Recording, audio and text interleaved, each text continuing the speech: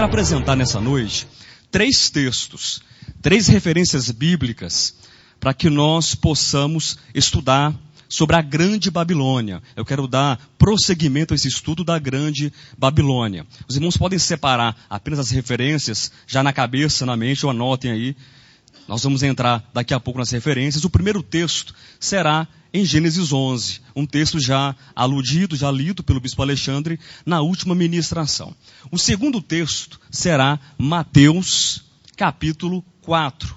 E o terceiro e último, mas não menos importante texto, será Apocalipse, capítulo 18, que fala também sobre a Grande Babilônia. Mateus 4 e Gênesis, capítulo 11, são 2 textos históricos, ou seja, são textos que falam de fatos, de acontecimentos reais. E Apocalipse capítulo 18 é um texto profético, um texto escatológico, mas é um texto simbólico.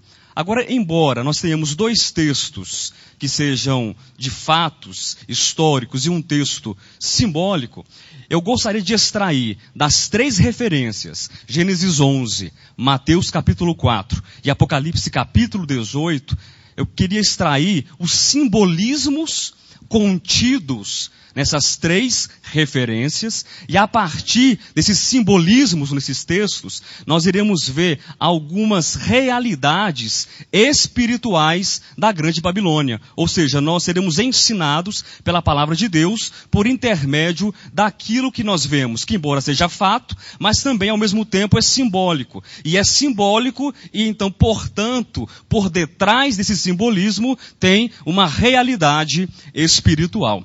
Eu me lembro eu assisti a ministração, e um dos pontos mais importantes que o pastor Alexandre colocou foi o seguinte, ele disse o seguinte, que a nossa preocupação não deve ser, em primeiro lugar, ficar contando ou recontando a história, mas deve ser o quê?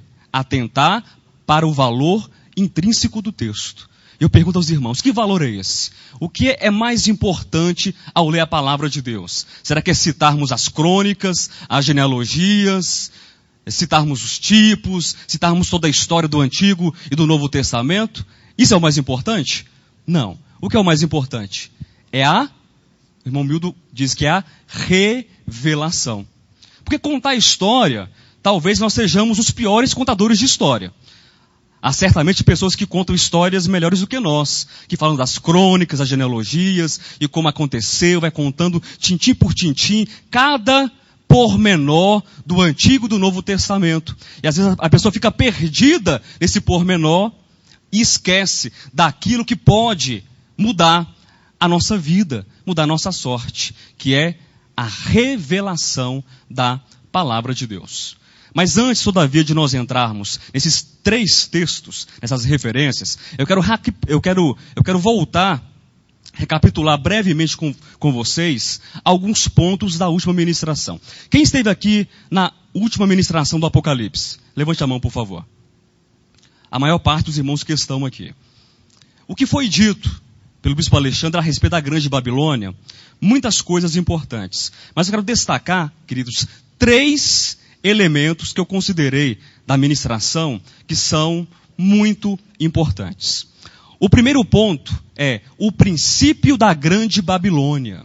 O princípio da Grande Babilônia. Os irmãos lerem Gênesis 11, vamos ler esse texto novamente hoje. Vamos ver que o princípio da Grande Babilônia está lá atrás. Porque a gente, de repente, lê Apocalipse capítulo 17 e 18 e vê aquela figura colossal, uma mulher vestida de púrpura, de escarlate, adornada, não é verdade? Uma mulher prostituta, meretriz, que representa, que é símbolo da Grande Babilônia, e o nosso olhar fica focado ali, em Apocalipse 17 e 18. Mas nós não podemos desprezar o texto lá de Gênesis capítulo 11, que nos conta, é uma história que fala sobre o quê? O princípio e o início da Grande Babilônia, visto na construção da Torre de Babel e da cidade também de Babel.